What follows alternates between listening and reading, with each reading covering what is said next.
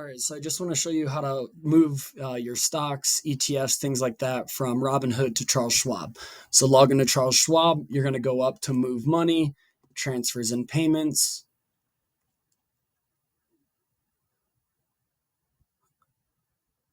Scroll down to transfer an account. Enter in the name, Robinhood. I've already initiated this, so it's not going to fully work for me, but you'll just select that. It's then going to ask you for the account number.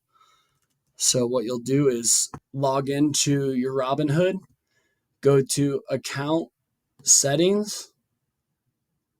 Then when you're in account settings, come here and you can see account numbers.